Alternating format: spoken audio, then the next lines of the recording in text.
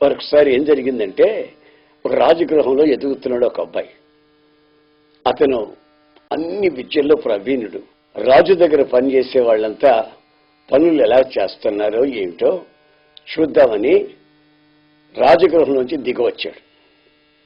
దిగొస్తే ఒక చోట ఇద్దరు వ్యక్తులు పెద్ద పేచీలు పెట్టుకుని దెబ్బలాడుతున్నారు. వాళ్ళకెళ్ళి న్యాయం తీర్చాలని ఆశించాడు. కానీ వాళ్ళు సస్య మీద అంగీకరించుకుంటా, నీవెవడవయ్యా మా మీద న్యాయం తీర్చేదానికని అదో రకంగా అతని మీద ఎగబడ్డారు. అప్పుడు అతను ఏం చేశాడో తెలుసండి? బైబిల్ రాసిన మాట ఏంటంటే, అతను ఇటువైపు అటువైపు చూసి ఎవ్వరూ లేనందువల్ల కత్తితో పొడిచి చంపి ఒక వ్యక్తిని ఇసుకలో పాతి పెట్టాడని రాసింది. నా ప్రియమైన సహోదరులారా, చూడవలసిన వైపు ఆకాశం వైపు చూసి ఉండుంటే దేవుడు నరహత్య చేయవద్దు అని చెప్పేవాడు. కానీ ఈ మోషే ఇటువైపు అటువైపు చూసినందువల్ల నరహంతకుడుగా మార్చబడ్డాడు. మరి మీ జీవితాలు ఒకసారి ఆలోచించండి. ఒకసారి నేనేం చేశానంటే, నా దగ్గర ఉన్నటువంటి ఒక చిన్న బాబుని, అరే చల్లటి నీళ్లు తాగాలనిపిస్తుంది, ఐస్ తీసుకురామని పంపించా. ఆడెళ్ళి స్కూల్కి వెళ్ళి ఆ స్కూల్ దగ్గర గేటు దగ్గర ఉన్న ఐస్ తీసుకొచ్చాడు. తీసుకొచ్చినాడు, మేడ మీద ఉన్నాను నేను. మేడ మీదకి నా దగ్గర రావాలి కదండి. అలా రాకుండా వాడు మెట్ల మీద కూర్చొని అటు ఇటు చూస్తూ ఈ ఐస్ ముక్కల్ని నోట్లో పెట్టుకుని తిని మళ్ళీ దాంట్లో పెడుతున్నాడు. నేను పైన నుంచి చూశా. వాడు అటు ఇటు చూడకుండా పైకి కానీ చూసి నేను కనబడేవాడిని. వాడు ఆ పని చేసి ఉండేవాడు కాదు. వాడు అటు ఇటు చూశాడు కనుక వాడు ఎంగిలి చేసి అటు పెట్టాడు, పైకి తీసుకొచ్చాడు. ఎలా ఆలస్యం అయింది అన్న. వెంటనే వాడు ఏడ్చాడు, అయ్యా నేను తినలేదు బాబు అని ఏడ్చాడు. వాడు నోరు ఎర్రగా ఉంది కానీ తినలేదు అంటున్నాడు. అంతలో కింద పడి దొరలాడుతున్నాడు, ఏడుస్తున్నాడు. ఎందుకు ఏడుస్తున్నామంటే, దొంగని కదా దొరికానని ఏడుస్తున్నాను. వాడు చేసిన వెధవ పని కొరకు ఏడవలేదు, దొరికాను కనుక ఏడుస్తున్నాను అన్నాడు.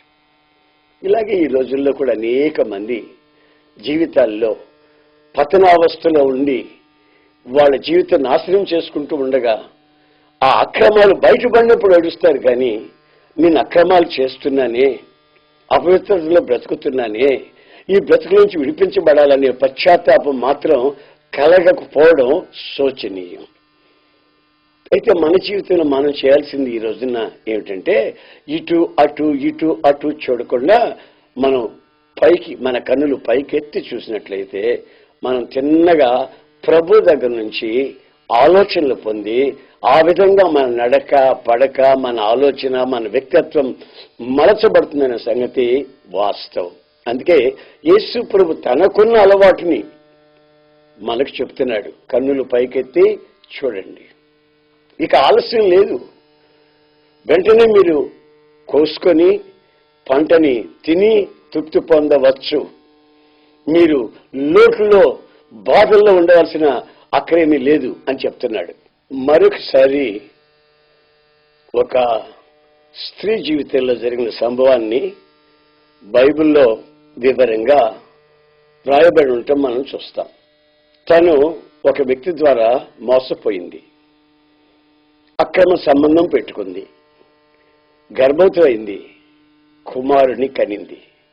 కానీ వాడు ఎదుగుతూ ఉన్నప్పుడు ఆ యజమాని నిర్దాక్షిణ్యంగా తనని, తన బిడ్డని ఇంట్లో నుంచి బయటికి గెంటేశాడు. ఎంత బ్రతిలాడుకున్నా ఇంట్లో ఉండనివ్వలేదు. ఇంట్లో ఉండనివ్వకపోగా ఈ స్త్రీ తన బంధువుల దగ్గరికి వెళదామంటే అక్కడ రానివ్వరు. ఏం చేయాలో అర్థం కాని పరిస్థితి. నా పాపానికి ఫలితమా ఇది, నా పాపానికి జీతమా ఇది అన్నట్లుగా భయంకరమైన బాధతో బాబుని తీసుకుని అరణ్యానికి వెళ్ళిపోయింది. అయితే బైబిల్లో రాయబడిన మాటలు ఏంటంటే, అరణ్యంలో ఇటు అటు తిరుగుతూ ఉండెను అని రాసింది. ఒక దగ్గర పద్ధతిగా లేదు.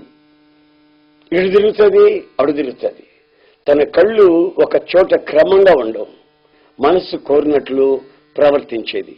చివరికి జరిగింది ఏంటంటే తన దగ్గర ఉన్నటువంటి కొంచెం నీళ్లు కూడా అయిపోయాయి. పిల్లవాడు అల్లాడిపోతున్నాడు, మరణానికి దగ్గరకు వచ్చాడు.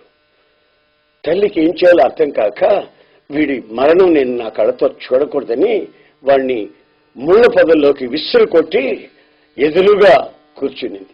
క్షేమం దొరకలేదు, సుఖాన్ని కళ్ళతో చూడలేదు. తన పాపం తను వెంటాడుతూ ఉన్నట్టు అనిపించింది. చివరికి బాబుని విసిరికొట్టిన తర్వాత ఒక దగ్గర గుట్టుగా కూర్చొని పశ్చాత్తాపడుతూ ఏడుస్తూ కన్నీళ్లు విడుస్తుంది. అలా విడుస్తూ, అయ్యా, చూసే దేవుడు కదా నువ్వు, నా పరిస్థితి నువ్వు చూస్తున్నావా, నా కుమారుని పరిస్థితి చూస్తున్నావా, నన్ను క్షమించవా బాబు, ఎంతటి పాపిని క్షమించే దేవుడు కదా అన్నట్లు తన జీవితంలో అదో రకమైనటువంటి ఆక్రమణ చేస్తూ ఉండిపోయింది. అప్పుడు ఒక శబ్దం వినబడుతుంది, హాగరు, భయపడకు, నీ కుమారుడు చనిపోడు, ఒక జాతికి మూల పురుషుడు అవుతాడు అనే మాట వినబడింది. అంతలో ఎవరో తన కళ్ళను ముట్టినట్టు, తన కళ్ళు తెరవబడినట్లు, తెరవబడిన కళ్ళతో తన ఎదుటే ఉన్నటువంటి ఊటని, నీటి ఊటని చూసినట్లు బైబిల్లో వ్రాసింది. తనకు కళ్ళు లేవని కాదు, ఉన్నాయి, కానీ తెరవబడిన కళ్ళు లేవు, ఊటను చూడగలిగిన కళ్ళు. అంతవరకు ఆ ప్రాంతంలోనే తిరిగింది, కానీ తనకి ఆ నీటి ఊట కనిపించలేదు. ప్రభు ఎప్పుడైతే ఆ కళ్ళని తెరిచాడో వెంటనే నీటి ఊట చూసి ఆ నీళ్లు బాబుకు తాగించి ఆ బాబుని పెంచుకోవడం జరిగింది. ఆయన ఆమె ప్రార్థన చేస్తున్న దేవుడు ఆమె బాధని, ఆమె కన్నీళ్ళని చూస్తున్న దేవుడని ఆమె గ్రహించింది. నా ప్రియమైన సహోదరులారా, చాలా మంది ఈ రోజుల్లో అవసరాల నిమిత్తమై, తమకున్న బాధల నిమిత్తమై ఇటు అటు తిరుగుతుంటారు. కొంతమంది వడ్డీ వ్యాపారస్తుల దగ్గరికి వెళ్తారు, కొంతమంది వకీళ్ళ దగ్గరికి, కోర్టుల దగ్గరికి వెళ్తారు, మరి కొంతమంది పోలీసు వారిని ఆశ్రయిస్తారు, ఇంకా కొంతమంది హాస్పిటల్లో ఉన్న డాక్టర్ని ఆశ్రయిస్తారు. మీరు ఎక్కడికి వెళ్ళినా మీకున్నది కాస్త పోగొట్టుకోవడం తప్ప శాశ్వతమైనటువంటి విడుదల మీరు పొందలేరనే సంగతి బైబిల్ చెప్తున్నటువంటి సత్యం. హాగరు జీవితం మనకు ఒక పాఠాన్ని నేర్పిస్తుంది, ఎటు చూడాలనో ఎటు తిరగాలనో అనే సంగతిని. కనుక నా ప్రియమైన సహోదరులారా, మీరు ఎటు తిరుగుతున్నారు? మోషే అటు ఇటు తిరిగి నరహంతకుడయ్యాడు. ఈయన ఇటు అటు తిరిగి తన బిడ్డని చావుకు సిద్ధం చేసుకున్నది మరొకసారి జరిగిన సంభవాన్ని కూడా మీకు టూకీగా చెప్తాను. అదేమిటంటే, ఓ యజమాని, అతనికి పిల్లలు లేనప్పుడు చాలా కాలం తర్వాత ఒక బాబు పుట్టాడు. మధ్యరాత్రి ఉన్నట్లు ఉండి ఒక శబ్దాన్ని విన్నాడు. ఏమిటి ఆ శబ్దం అంటే, నీ ఒక్కగానో కుమారుణ్ణి నాకు దహన బలిగా ఇవ్వమని. ఇక ఈ మారు మాట మాట్లాడకుండా నిప్పు, పుల్లలు, కత్తి తీసుకుని పిల్లవాడిని, పనివాళ్ళని తీసుకుని బలి చెల్లించడానికి వెళ్ళిపోతున్నాడు. చాలా దూరం వెళ్ళిన తర్వాత ఇద్దరు పనివాళ్ళతో చెప్తున్నాడు, మేము ఈ కొండకు వెళ్ళి దహన బలి చెల్లించి తిరిగి వస్తాము, మీరు ఇక్కడే ఉండండి అని చెప్పాడు. బలి చెల్లించడానికి వెళుతున్నటువంటి అబ్రహాం మరలా తిరిగి వస్తామని చెప్తున్నాడు. దాన్ని అంటారు ఫెయిత్ కన్ఫెసింగ్, విశ్వాసాన్ని ఒప్పుకోవడం అంటారు దాన్ని. బలి చెల్లించి అతన్ని మళ్ళా తీసుకుని వస్తానని చెప్తున్నాడు. అది మన జీవితంలో విశ్వాస పరిమాణాన్ని నిరూపిస్తుంది.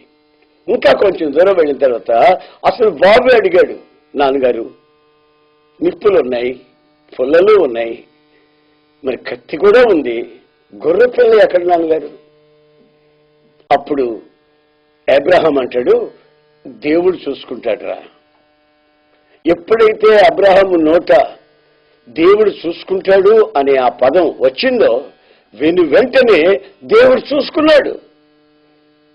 చివరికి కొండ మీదకి వెళ్ళారు, పొలలు పెరిచారు, బాబుని కట్టేసి బలిపీఠం మీద పెట్టాడు. కత్తి తీసుకొని నరకబోయే సమయంలో, అబ్రహాం పిల్లవాని మీద కత్తి వేయద్దు, వానికి ప్రతిగా నువ్వు కన్నులెత్తి చూడు. అబ్రహాం కన్నులెత్తి చూడగా ఒక గొర్రె ముళ్ళ పొదలో చిక్కుకొని ఉండటం చూసి కుమారునికి ప్రతిగా ఆ గొర్రె పిల్లని బలిచ్చాడు. నా ప్రియమైన సహోదరులారా, మన దేవుడు నరబలి కోరుకునేవాడు కాదు. అయినా ఇవ్వబడినాడు గనుక ఇద్దామనుకున్నాడు. కాల్చబడి బూడిదైపోయిన తర్వాత కూడా లేపగలిగిన శక్తి గల దేవుడు, నేను ఆరాధిస్తున్న దేవుడు, యెహోవా రోషం గల దేవుడని అబ్రహాం విశ్వసించిన వాడై ఈ పనికి పూనుకున్నట్లుగా బైబిల్ చెప్తా ఉంది. దేవునికి భయపడే భయం అబ్రహాం జీవితంలో ఉన్నట్లుగా చెప్పబడుతుంది. గనుక నా ప్రియమైన సహోదరులారా, ఇదిగో నా 2 చేతులు జోడించి మీకు దండం పెట్టి చెప్తున్నాను.